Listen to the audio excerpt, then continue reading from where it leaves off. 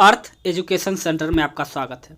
आज हम लोग पढ़ेंगे जीएस पॉइंटर में मध्यकालीन भारत का इतिहास। इसके पहले हम लोग प्राचीन भारत का इतिहास इसी चैनल के माध्यम से हमने इस पर कंप्लीट हो चुका है। तो यदि इस चैनल पर आप लोग पहली बार विजिट किए हैं तो चैनल को सब्सक्राइब करके बेल आइकन को दबाना ना भूलें और चैनल के प्लेलिस्ट में जाकर आप प्राचीन भारत देख सकते हैं। तो चलिए हम लोग वीडियो को स्टार्ट करते हैं। इस पर क्रमबद्ध तरीके से हर सब्जेक्ट को जीएस पॉइंटर का चलाया जाएगा। तो चलिए हम लोग वीडियो को स्टार्ट करते हैं। मध्यकालीन भारत में आज पढ़ेंगे हम लोग भारत पर मुस्लिम आक्रमण। चलिए एक एक को हम अच्छे तरीके से पढ़ते हैं। पैगंबर हजरत मोहम्मद का जन्म हुआ था 1570 ईस्वी में। मोहम्मद साहब की मृत्यु हुई थी 632 ईस्वी में। मक्का है सऊदी अरब में। हिंद भारत की जनता के संदर्भ में हिंदू शब्द का प्रथम बार उपयोग किया था अरबों ने। मोहम्मद बिन कासिम द्वारा सिंध की विजय हुई 712 ईस्वी में। भारत में प्रथम मुस्लिम आक्रमणकारी था मोहम्मद बिन कासिम। भारत पर सर्वप्रथम मुस्लिम आक्रमणकारी थे अरब के। गजनी राजवंश का संस्थापक था अल्पतगीन। चंदेल शासक महमूद गजनी से पराजित नहीं हुआ था। विद्याधर महमूद गजनी ने भारत पर कितनी बार आक्रमण किया था? 17 बार। महमूद गजनवी के दरबारी इतिहासकार था उतबी। शाहनामा के लेखक फिरदौसी संबंधित था मोहम्मद गजनी के दरबार से। मोहम्मद गजनवी के साथ भारत आने वाला प्रसिद्ध इतिहासकार एवं मुस्लिम विद्वान था अल-बरूनी। अल-बरूनी भारत आया था 11वीं शताब्दी ईस्वी में। पुराणों के अध्ययन करने वाले प्रथम मुसलमान था अल-बरूनी। एक तरफ संस्कृत मुद्रालेख के साथ चांदी के सिक्के निर्गत किए। मोहम्मद गजनवी ने मध्य एशिया का शासक जिसने 1192 में उत्तर भारत को जीता शिहाबुद्दीन मोहम्मद गौरी को सर्वप्रथम पराजित किया भीम द्वितीय अथवा मूल राज द्वितीय ने। मोहम्मद गौरी ने जयचंद को पराजित किया था चंदावर के युद्ध 1194 ईस्वी में। यह युद्ध जिसमें भारत में मुस्लिम शक्ति की स्थापना हुई। तराइन की द्वितीय युद्ध। भारत के आक्रमण करने वाला व्यक्तियों का सही क्रम है मोहम्मद गजनवी, मोहम्मद गौरी और चंगेल खां तैमूर। वह मुस्लिम शासक जिसके सिक्कों पर देवी लक्ष्मी की आकृति बनी है मोहम्मद गौरी। भारत में मोहम्मद गौरी ने प्रथम उक्ता प्रदान किया था कुतुबुद्दीन ऐबक को। बख्तियार खिलजी जिसने बंगाल एवं बिहार विजय प्राप्त किया था मोहम्मद गौरी का दास। यहाँ आपको मुस्लिम आक्रमण समाप्त हो गया। अब मध्यकालीन भारत में मुस्लिम आक्रमण समाप्त हो गया। अब हम लोग पढ़ेंगे दिल्ली सल्तनत और गुलाम वंश के बारे में। तो चलिए हम लोग वीडियो को स्टार्ट करते हैं। गुलाम वंश के संस्थापक थे कुतुबुद्दीन ऐबक। दिल्ली सल्तनत का सुल्तान, यद्यपि उसने सुल्तान की उपाधि नहीं ली थी जो लाख बख्श के नाम से जाना जाता है कुतुबुद्दीन ऐबक। तो यदि आपको यह वीडियो अच्छा और हेल्पफुल लग रहा है तो चैनल को सब्सक्राइब करके बेल आइकन को दबाना ना भूलें ताकि जब भी इस पर न्यू वीडियो अपलोड हो उसका नोटिफिकेशन पहुंचे सबसे पहले आपको। आप पढ़ रहे हैं मध्यकालीन भारत का इतिहास। कुतुबुद्दीन ऐबक द्वारा बनाया गया 2.5 दिन का झोपड़ा है एक मस्जिद। प्रसिद्ध कुतुब मीनार का निर्माण में योगदान दिया कुतुबुद्दीन ऐबक, इल्तुतमिश और फिरोज शाह तुगलक ने। कुतुबुद्दीन ऐबक की राजधानी थी लाहौर। सुल्तान कुतुबुद्दीन ऐबक की मृत्यु हुई चौगान के किला के दौरान अश्व से गिरने के पश्चात। दिल्ली के सल्तनत की राजधानी के रूप में स्थापित किया गया इल्तुतमिश। दिल्ली वह प्रथम सुल्तान जिसने नियमित सिक्के जारी किए थे। दिल्ली को अपना साम्राज्य की राजधानी घोषित किया इल्तुतमिश ने। दिल्ली का प्रथम मुस्लिम शासक था इल्तुतमिश। गुलाम का गुलाम कहा गया इल्तुतमिश को। मध्यकालीन भारत की प्रथम महिला शासिका रजिया सुल्तान। मंगोल आक्रमणकारी चंगेज खां भारत उत्तर पश्चिम सीमा पर आया था इल्तुतमिश के काल में। मंगोल प्रथम बार सिंधु के तट पर देखे गए इल्तुतमिश के शासनकाल में। चंगेज खान का मूल नाम था तेमोचिन। इल्तुतमिश ने बिहार में अपना प्रथम सूबेदार नियुक्त किया था। मलिक जानी को, रजिया बेगम को सत्ता युक्त करने में हाथ था तुर्कों का। दिल्ली के सुल्तान बलबन का पूरा नाम था गयासुद्दीन बलबन। दिल्ली का वह सुल्तान जिसके विषय में कहा गया कि उसने रक्त और लौह की नीति को अपनाई थी। बलबन ने अपनी शक्ति को समेकित करने के बाद बलबन ने धारणा की जिले इलाही की उपाधि। भारत में प्रसिद्ध फारसी त्यौहार नवरोज का आरंभ करवाया बलबन ने। सुल्तान बलबन का महत्वपूर्ण कार्य क्या था? नियामत ए खुदाई के सिद्धांत का प्रतिपादन किया था। उसने तुर्कान ए चहलगानी के प्रभाव समाप्त किया था। उसने बंगाल के विद्रोह का दमन किया था। नोट, नसरुद्दीन महमूद ने इसे उलूग खां की उपाधि दी थी। गुडमेक्तेश्वर की मस्जिद की दीवारों पर अपने शिलालेख को स्वयं को खलीफा का सहायक कहा बलबन ने। इस तरह से गुलाम वंश और दिल्ली सल्तनत समाप्त हो गया। तो यदि आपको यह वीडियो अच्छा और हेल्पफुल लग रहा हो तो लाइक और कमेंट करके हमें बताएं कि आपको ये वीडियो कैसा लग रहा है। अब हम पढ़ेंगे खिलजी वंश के बारे में। जब उसने राजस्व प्राप्त किया तो वह शरीयत के नियमों और आदेशों को पूर्णतः स्वतंत्र था। बर्नी ने यह कथन जिस सुल्तान के लिए कहा वह है अलाउद्दीन खिलजी। वह सुल्तान जो नया धर्म चलाना चाहता था किंतु उलेमा लोगों ने विरोध किया, अलाउद्दीन खिलजी। दिल्ली का सुल्तान जिसने सिकंदर सानी की महान उपाधि धारण की थी, अलाउद्दीन खिलजी ने। अलाउद्दीन खिलजी का प्रसिद्ध सेनापति जिसकी मंगोल के विरोध लड़ते हुए मृत्यु हुई, जफर खां। रानी पद्मामिनी का नाम अलाउद्दीन की चित्तौर विजय से जोड़ा जाता है। उनके पति का नाम है राणा रतन सिंह। अलाउद्दीन के दक्षिणी अभियान का उद्देश्य था धन प्राप्ति। अलाउद्दीन खिलजी के आक्रमण के समय देवगिरी का शासक था रामचंद्र देव।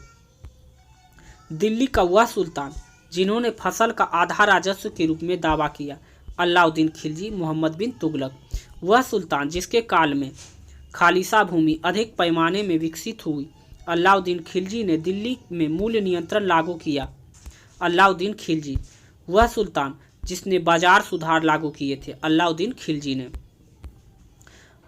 मध्यकालीन शासक जिसने सार्वजनिक वितरण प्रणाली प्रारंभ की थी, अलाउद्दीन खिलजी ने। घड़ी अथवा गृह कर लगाने वाला दिल्ली का प्रथम सुल्तान था, अलाउद्दीन खिलजी ने। 1306 ईस्वी में के बाद अलाउद्दीन खिलजी के समय दिल्ली के सुल्तान तथा मंगोल के बीच सीमा थी रावी नदी। इस तरह से खिलजी वंश समाप्त हो गया। अब हम लोग पढ़ेंगे तुगलक वंश। अलाउद्दीन खिलजी का वह सेनाध्यक्ष जो तुगलक वंश का प्रथम सुल्तान बना, गाजी मलिक गयासुद्दीन तुगलक। सबसे अधिक समय तक देश में राज किया तुगलक वंश के सुल्तानों ने। दिल्ली सल्तनत के सर्वाधिक विद्वान शासक जो खगोल शास्त्र, गणितज्ञ, आयुर्विज्ञान सहित अनेक विद्वान में माहिर थे, मोहम्मद बिन तुगलक। दीवान ए अमीर ए कोही, एक नया विभाग जिस सुल्तान के द्वारा शुरू किया गया था वह था मोहम्मद बिन तुगलक। दिल्ली का सुल्तान जिसने एक पृथक कृषि विभाग की स्थापना की एवं फसल चक्र की योजना बनाई थी, मोहम्मद बिन तुगलक। मोहम्मद बिन तुगलक अपनी राजधानी दिल्ली से ले गया दौलताबाद। भारत में सर्वप्रथम सांकेतिक मुद्रा का प्रचलन किया था मोहम्मद बिन तुगलक ने। मोहम्मद तुगलक की प्रतीक मुद्रा योजना क्यों असफल सिद्ध हुई? मुद्रा निर्गमन पर उचित नियंत्रण नहीं था। मूल देश मोरक्को अफ्रीका का यात्री इब्न बतूता भारत आया मोहम्मद बिन तुगलक के शासनकाल में। सल्तनत काल में डाक व्यवस्था का विस्तृत विवरण दिया इब्न बतूता ने। होली त्यौहार का सार्वजनिक उत्सव में भाग लेने वाला दिल्ली का प्रथम सुल्तान मोहम्मद बिन तुगलक था। वह शासक जिसकी मृत्यु पर इतिहासकार बदायूनी ने कहा था कि सुल्तान को अपनी प्रजा से और प्रजा को सुल्तान से मुक्ति मिल गई, मोहम्मद बिन तुगलक, दिल्ली का वह सुल्तान जिसने बेरोजगारों को सहायतार्थ रोजगार कार्यालय की स्थापना की थी। फिरोज शाह तुगलक ने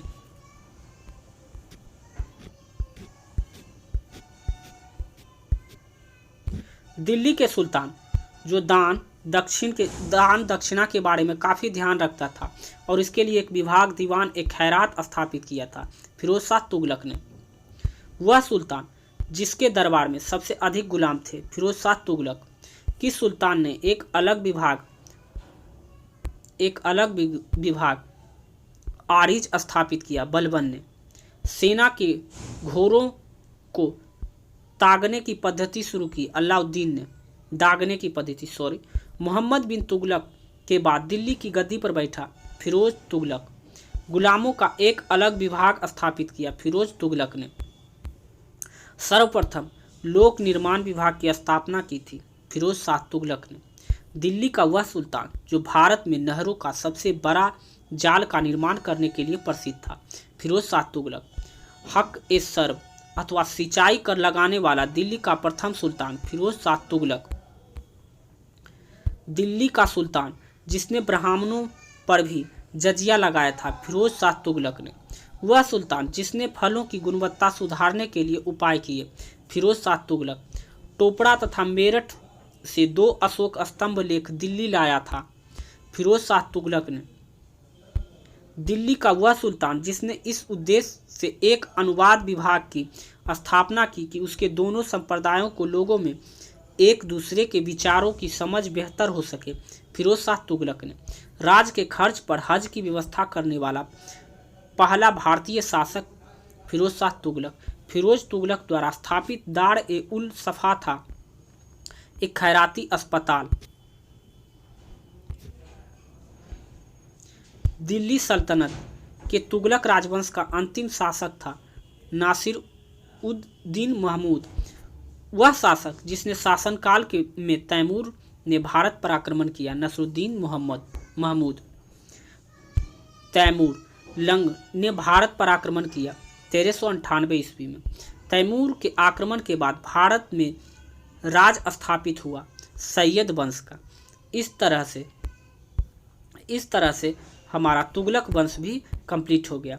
अब यदि आपको यह वीडियो अच्छा और हेल्पफुल लग रहा हो तो चैनल को सब्सक्राइब करके बेल आइकन को दबाएं। और हम लोग पढ़ेंगे लोदी वंश के बारे में। तो खिलजी, तुगलक और सैयद तथा लोदी शासकों का अफगान मूल के थे। लोदी शासक दिल्ली की राजगद्दी पर अफगान शासकों का सही क्रम है। बहलोल खान लोदी जो 1451 से 1489, सिकंदर लोदी जो 1489 से 1517 ईस्वी के बीच और इब्राहिम लोदी 1517 से 1526 ईस्वी तक। महाराणा सांगा ने इब्राहिम लोदी को परास्त किया था खातौली के युद्ध में।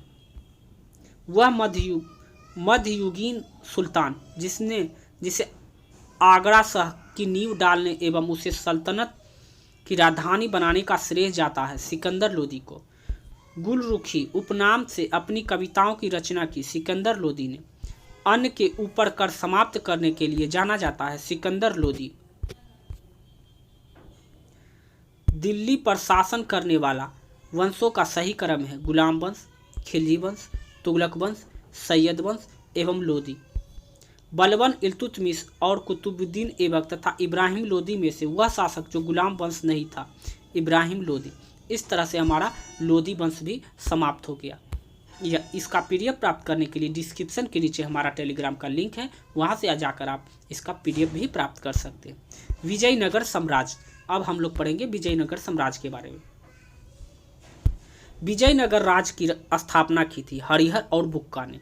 अपनी मधुरा विजय कृति में अपनी पति विजय के अभियानों को वर्णन करने वाली कवित्री थी गंगा देवी। विजयनगर का वह पहला शासक जिसने बहमनियों से गोवा को छीना। हरिहर द्वितीय। प्रमुख तथ्य है नरसिंह सालू ने संगम वंश के अंत किया और उसने राज सिंहासन छीनकर सालू वंश का आरंभ किया। वीर नरसिंह ने अंतिम सालू शासक की गद्दी को उतारकर राज सिंहासन छीना। वीर नरसिंह को उत्तरावर्ती उनके अनुजन कृष्णदेव राय थे। कृष्णदेव राय ने उत्तरावर्ती उनके चचेरे भाई अच्युतदेव राय थे। विजयनगर के राजा कृष्णदेव राय ने गोलकुंडा का युद्ध जिस राजा के साथ लड़ा था वह थे कुली कुतुबुद्दीन शाह। कृष्णदेव राय के दरबार में अष्टदिग्गज थे, 8 तेलुगु कवि। वह जिसे आंध्र भोज कहा जाता है, कृष्णदेव राय प्रसिद्ध विजयनगर शासक कृष्णदेव राय के अधीन स्वर्ण युग था तेलुगु साहित्य का। कृष्णदेव राय की स्थापना नागलपुर नगर की विजयनगर का प्रसिद्ध हाजरा मंदिर निर्मित हुआ था कृष्णदेव राय के शासनकाल में। अब्दुल रज्जाक विजयनगर आया था देवराय द्वितीय के राजकाल में। निकोला कोंटी था इटली का एक यात्री जिसने देवराय के प्रथम समय विजयनगर साम्राज्य की यात्रा की। वैदिक ग्रंथों के भाष्यकार रामायण को आश्रय प्राप्त था विजयनगर राजाओं का। 1565 में प्रसिद्ध युद्ध हुआ था तालीकोटा का। तालीकोटा का युद्ध लड़ा गया था विजयनगर और बीजापुर, अहमदनगर तथा गोलकुंडा की संयुक्त सेनाओं के बीच में। जब राजा वोडियार ने मैसूर राजा की स्थापना की तब विजयनगर साम्राज्य का शासक था वेंकट द्वितीय। विजयनगर के शासक कृष्णदेव का काराधन व्यवस्था की विशेषता थी। भूमि की गुणवत्ता के आधार पर भू राजस्व की दर नियत होती थी तथा कारखानों के निजी स्वामी को औद्योगिक कर देते थे। वह स्थान जहां खंडहर विजयनगर की प्राचीन राजधानी की प्रतिनिधित्व करते हैं, हम्पी। विजयनगर के शासक जिसे चीन के सम्राट के पास अपना राजदूत भेजा, बुक्का प्रथम। प्रसिद्ध विजय विट्ठल मंदिर जिसके 56 दक्षित स्तंभ संगीतमय स्वर निकलते थे, अवस्थित है हम्पी में। अब हम लोग पढ़ेंगे दिल्ली सल्तनत और उनके प्रशासन के बारे में। इतिहासकार बर्नी ने दिल्ली के सुल्तानों के अधीन भारत में शासक को वास्तव में इस्लामी नहीं माना क्योंकि अधिकतर आबादी इस्लाम के अनुसरण नहीं करती थी।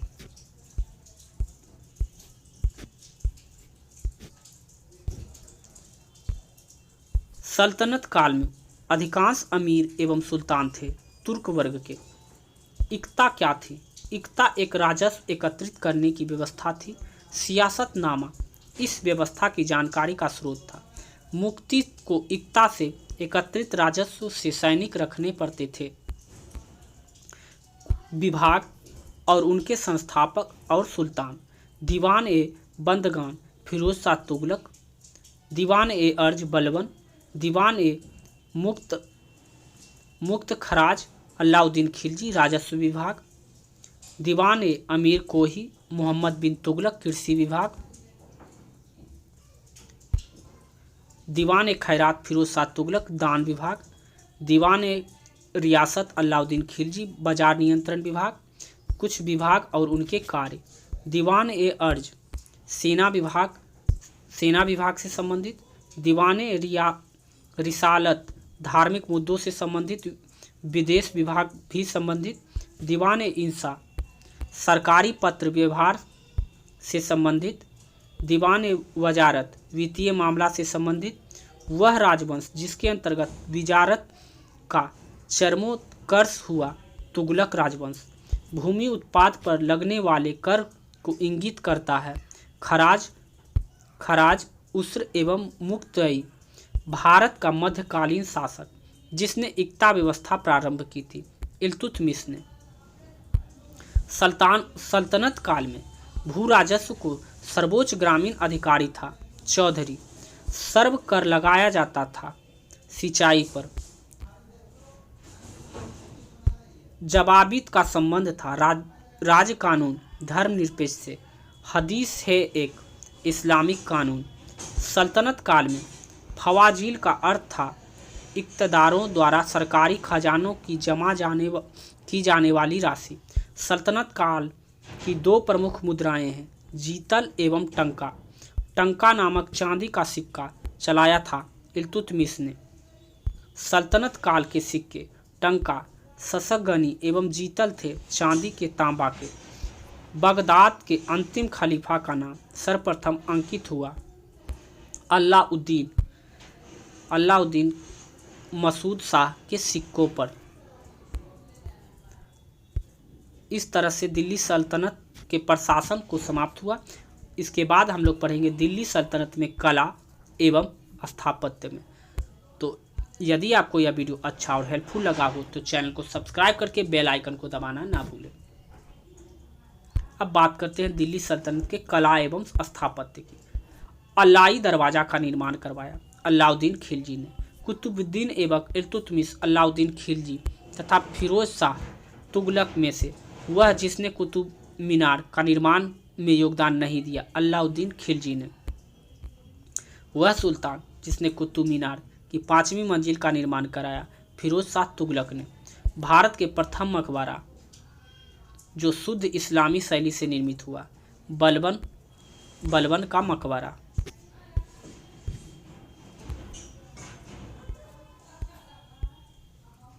कीर्ति स्तंभ प्रशास्ति की रचयिता थे अत्रि और महेश।